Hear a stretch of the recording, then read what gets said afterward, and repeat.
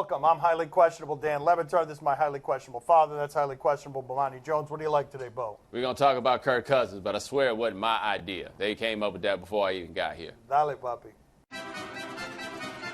Does Kirk Cousins really deserve to get blamed for last night's crucial loss? Where else are you going to put the blame? That team has overachieved. He has gotten credit for that overachievement. And last night, he didn't have Jordan Reed. That's the only other place I would go. Without Jordan Reed, who's been gronky in terms of production, Kirk Cousins is a different quarterback, and Jordan Reed does everything to get out there. He's out there with a separated shoulder. He's been through many concussions, but when he doesn't have his tight end, all of a sudden he looks a lot different. He looks a lot like the quarterback who got beat at home last night. The thing is, was this game really that much of an outlier for Kirk Cousins? The numbers in the end, when you looked at them, were pretty good, but it's interesting when you put these games on national television, you get a bit of a better look at how the sausage was made, and what you saw there was a quarterback that can't push the ball down the field, that can't threaten the defense, and who was missing the opportunities that a defense gave him. You compare him to the guy that was on the other side who was asked to make everything happen on that offense. You see what's going on with Kirk Cousins. They're basically asking him to maintain. And last night he didn't, right? The defense wasn't good in that game, but if their quarterback played a little bit better, they might have won. What the hell is Jordan Reed doing when he punched a guy in the helmet? What was he trying to accomplish, you know? Yeah, that is pretty funny because he went Ralph Sampson on it by the time it was all over, ready to fight the whole team.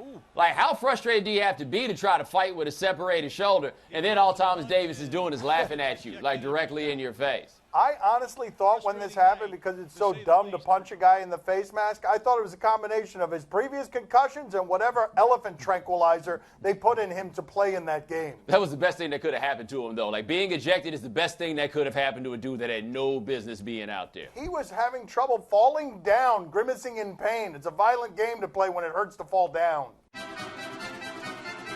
Did the ref make the right call on the hit on Cam Newton? Yeah, you know, earlier this year there was a bit of a to-do about Cam Newton taking hits that superstar quarterbacks normally don't take. We saw him get waylaid in that game against the Broncos. And then you thought, hey, okay, met with the commissioner. Maybe something might change. Maybe they might start officiating him in the way that you do typically elite quarterbacks. Then you see something like this. And it seemed like it was going to be an interesting test case because he's trying to do this sliding thing now, right? And you saw him get hit, got hit in the head, you saw the flag, you're like, oh, they finally called a flag. And no, actually, that's that right there, throwing the ball to the dude, which is a penalty. The referee said after the game that he did not think that it was forcible contact to his head. What other kind of contact could that be if it were not forcible? The other thing that makes this difficult, and that was a helmet-to-helmet hit, and usually that's called for anybody, not just a superstar, but look at Chris Baker here arguing with Cam Newton. He is in Cam Newton's face. This is a 6'2", 320-pound man who looks small next to Cam Newton. One of the difficulties in officiating him is recently Bosa hit him in the pocket, and Bosa left the game for the concussion protocol with a hurt neck. He's really difficult to officiate because of how large he is. You know, my big problem with that is that he threw the ball at the player. He has to throw the ball at the ref. That's it. I mean, he should have done that. That's What right. would we have been talking about today if he had done that, do you think? It would be the first 5 sections of this show. It would be all about that. I wish he had done that. Is the NFL being hypocritical for not finding Ezekiel Elliott? You remember that from Sunday. Ezekiel Elliott scored a touchdown. He saw a bucket. He jumped in it, and, you know, it was the Salvation Army kettle. And I'm sure the NFL looked around and realized, man, we can't be out here finding people for showing love to the Salvation Army, even if they showed the love to the Salvation Army by accident. Are they being hypocritical? Of course they're being hypocritical. Odell Beckham said, if it was me, do you think that I would have gotten fined? And actually, no, Odell Beckham, you would not have gotten fined. The reason? The NFL doesn't want to look like they're finding people for shouting out the Salvation Army. Is it hypocritical or is it just inconsistent? Because I do think it's inconsistent. It's clearly inconsistent. Normally, if you celebrate with any kind of prop, you're going to get fined. And the only reason they're not doing this is because, do you really want a conversation about the big bad NFL? It's a win. It's a conversation that is no win for the NFL. The big bad NFL already finding celebration, taking the fun out of the game, taking a poignant moment that goes to charity and doing what with it? Ruining it. Easy to just walk away. Do you agree with the Stan Van Gundy that team meetings mean nothing? Speaking of coaches who haven't won a championship, who end up going back to try and win a championship and are kind of miserable, they got blown out at Chicago yesterday, and Stan always is honest. Listen to this. It's a disappointing performance no matter what, but coming off a team meeting and all of the team meeting, my that stuff's, like I said before, that stuff means nothing. It's what you do on the court. Talking's easy. What do you say to your guys after a performance like that? Look, I have nothing to say. I mean, you know, it was a disgusting performance. So, by all of us, me included. I mean, it was unprofessional, embarrassing, humiliating, whatever you want to say. It was terrible. Nobody does exasperated quite like Stan Van Gundy. And he is probably right. The players-only meetings, I feel like any players' meeting, no matter the job, if you have something analogous to a players' meeting, it only really helps if one of you guys is ready to fight the other. Like, that's why you have to do this, to make sure that everybody winds up getting along. The hard part for the Pistons is, I feel like they could be 50-3, and Stan might sound just like that after a 25-point victory. One of the things that Stan does, in always being honest, is he cuts through some of the mythologizing we do, the coaching rah-rah as leadership, and the team meeting as unity building. The team meeting obviously means nothing. Look at what it just resulted in. The team meeting is only them yelling at each other, so Stan's not yelling at them. You know the worst part about that game last night? Is that Wolfbound is happy. Yeah. Oh, yeah, that is the worst part. And Derrick Rose is coming back from injury. Coming up next on my son Stevie's show, we speak to Marcel Dareus. And they called the police. There was all kind of things going on. And my mom showed up, and my mom showed up there with socks on, no shoes, and she's like, "Where the hell everybody at? Where the hell everybody at? What you doing?" I'm like, "Oh my God, here we go." My son Stevie's show is brought to you by Reese's Peanut Butter Cups. Reese's, perfect. Joining us at the beach today is Marcel Dareus. All right, Pro Bowl nose tackle for the Buffalo Bills. He's playing Santa Claus at the Buffalo YMCA on December 23rd. Don't tell the kids. Let's talk to him. Santa Claus. Marcel, do I have this right? You were one of the smaller guys in your household among your siblings? That can't be true. Yes, I was second to the smallest for a while, and after that, my youngest brother grew over me. Well, hold on. Like, how big is everybody else? Like, I'm trying to figure out how many of you really big people there are in this house. My oldest brother, he was 6'5". He's 6'5", and my other brother Julius, he's 6'7", 6'8". My two brothers are sets of twins. They're 6'4" and 6'5". And my little brother, before he passed away, he was 6'7", 370. So, and I was always like 6 feet. They didn't think I was gonna get 6 feet, but you know, I didn't sprout up to 6'3" and a half, 3/4. So I'm all right. So who was the sibling that kept getting everybody in trouble that you had to be furious with? Because there's always Oh one. my God. Was it you? I was never in trouble. I was that type of guy. I wasn't perfect by a long shot, but I wasn't the guy that always in trouble. It was my brother Julius. He's a character. I can say that much. He's a character. He did a lot that we all had to make sure he stayed out of the way of. Well, let's go. Give us an example. Give us an example of something Julius did where everybody got punished for it. Let's go. Oh man, we were at school one day. We're all in class, and a good friend of mine, his keys come up missing for his car. And so we all rode with him before, we kicked it with him, he's a good friend of ours. But his keys come up missing and we all looking for him, and Junior's in the same class. And all of a sudden, nobody can find Junior, and nobody can find his keys. And so we in second period, it's 8 periods, and this fool, he take off and go joyriding in this dude's car. And so we all looking for him. We're like, bro, where you at? He's not answering nobody's calls. He's just enjoying his time. And then the last period of school, he pulled back up, parked the dude's car back, and then go sit in the classroom like nothing's happened. And they called the police. There was all kind of things going on. And my mom showed up, and my mom showed up there with socks on, no shoes, and she's like, "Where the hell everybody at? Where the hell everybody at? What you doing?" I'm like, "Oh my God, here we go." And so we all knew then that it was hell and high water now. You've had a remarkable amount of loss in your life. You have lost a lot of loved ones, people who are really close to you, and yet the people around you marvel at the idea that you are still someone who's happy-go-lucky. You seem to be giving off a lot of happiness. How can those two things coexist?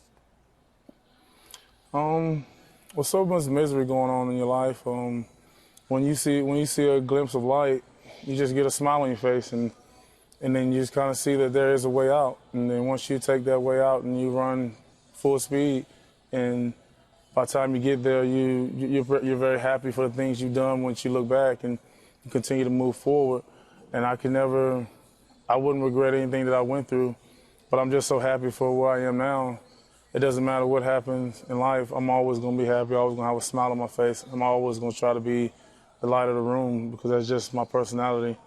And I'm just blessed beyond measure, blessed and highly favored.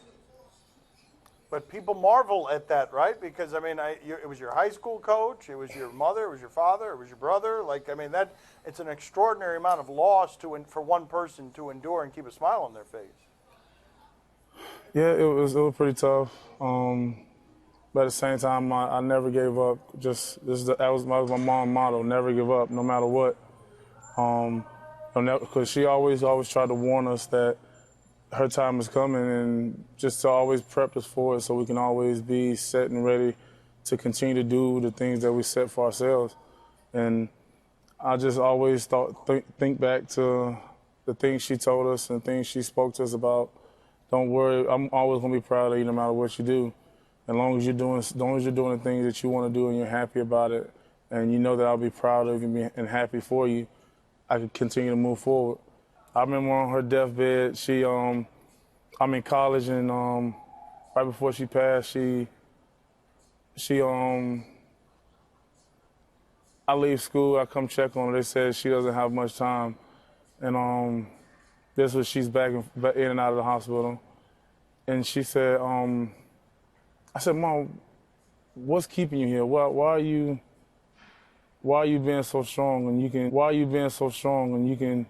can pass, and you can be with the Lord, and we're gonna be okay. We're gonna be okay. I'm doing the best I can, and I don't have to hold on much longer.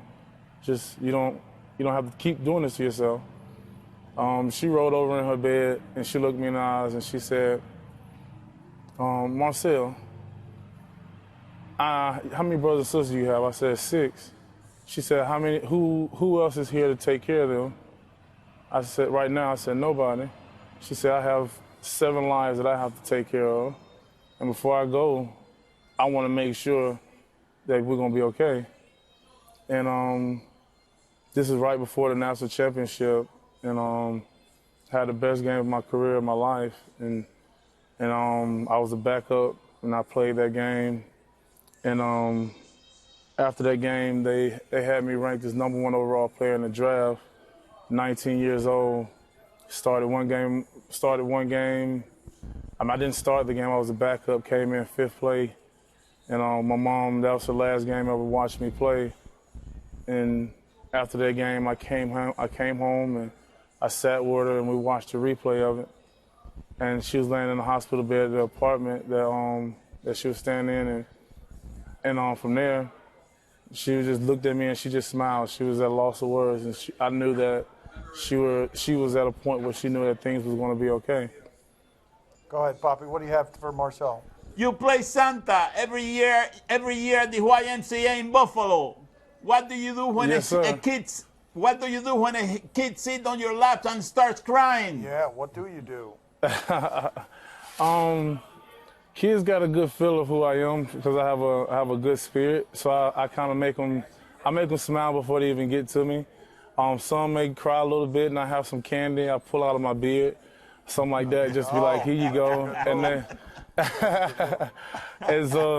and all the kids, when they see the first kid start crying, once I pull the candy out, they may start doing a little, and I pull the candy out, then they start smiling, and I ask them what they want, and we get the picture, and it always goes smooth. My son wants to sit on your lap and start crying. He loves candy. I love candy. I'd do that. I'd totally do that. Marcel, thank you for being on with us. We appreciate it. All right, no problem. You guys take it easy. Thanks for having me.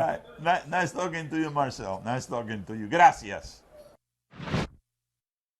I don't want a lot for Christmas. There is just one thing I need. I don't care about the presents underneath the Christmas tree. I just want you for my own, more than you could ever know. make my wish come true. Oh, all I want for Christmas is you. This broadcast from the Clevelander Hotel on beautiful South Beach, Miami. Time to play the game that likes to hide in your closet and watch. Do you question?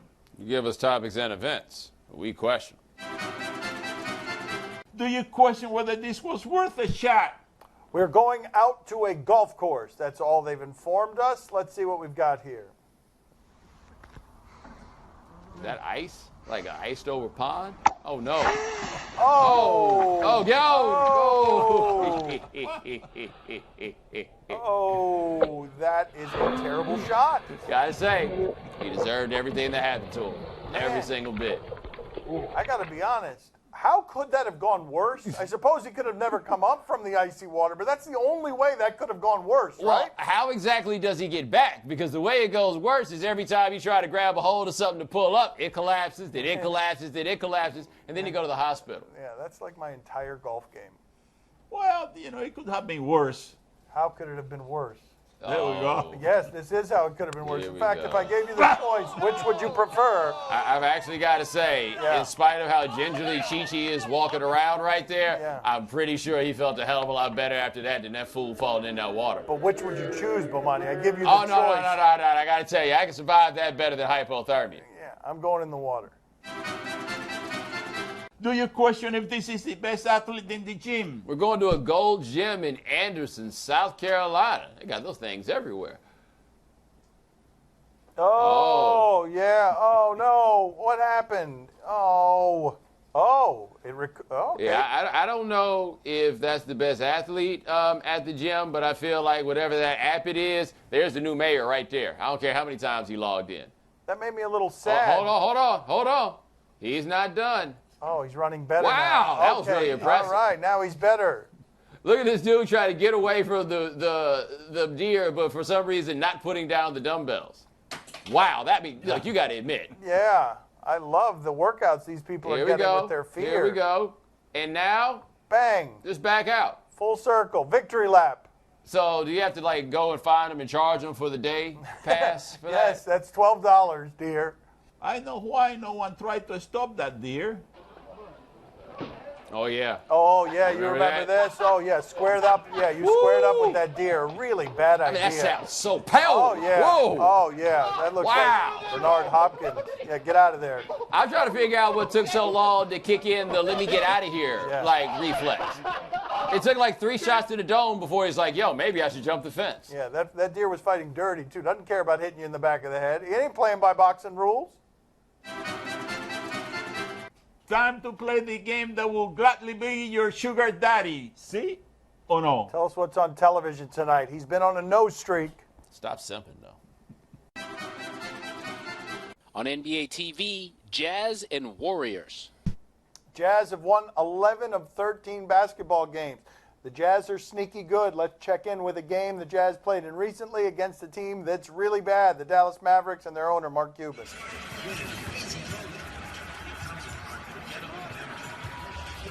Oh! Oh! That is not cool. Oh, that is the way to get him back. Yeah, there you go. You leave him hanging, you embarrass me.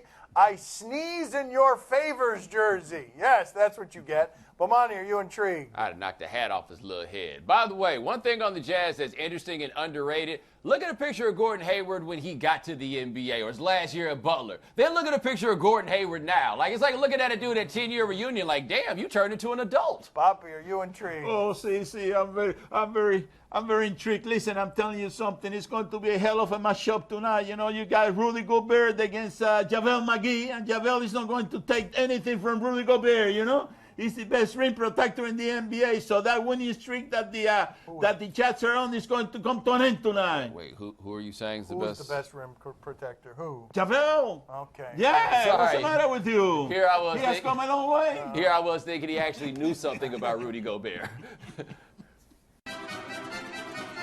On E, Mariah's World. Mariah Carey, I imagine. Are there any other Mariahs? I don't know of any other famous Mariahs. What do we have here? We decided to base ourselves out of London. So we're traveling to this show in Luxembourg for one night. Even if it means longer commutes for me, it's worth it for me to have my kids have a home base. We're going to a place called Luxembourg. I feel like it took a long time at the airport. I don't know what they were doing. It's 55 minutes of showtime. Joke that there's an hour difference between Luxembourg and the UK. What are you talking about? It is like 15 minutes, 1 hour. Are you kidding me? So she's supposed to be on stage 15 minutes ago, and we're here on a plane? Please tell me that she's not supposed to be on stage 15 minutes ago. Please tell me this is not possible. Let's get out. Please tell me this is not true. Oh my God. I mean, she's a diva. She could be late. I'm going to start doing 30 for 30 interviews like that, laying sideways on a couch, showing some cleavage. Bomani, are you intrigued? But there's a lost part about flying privates you don't think about. They don't hand you a ticket that says what time you land. See, the rich don't have everything. Poppy, are you intrigued? Oh, see, I'm very intrigued. Listen, that sounds like a Cuban concert. You know, I went to a concert on Friday, and they were supposed to start at 8 o'clock, and they started until about 10 o'clock because they were waiting for the singer, you know, so that I'm fine with that. Okay, there you go. My father bringing in a personal experience that allows you to relate to Mariah Carey and her private plane. But surprisingly, I hear Lauryn Hill showed up on time. That's all the time we have for today. Thank you for watching.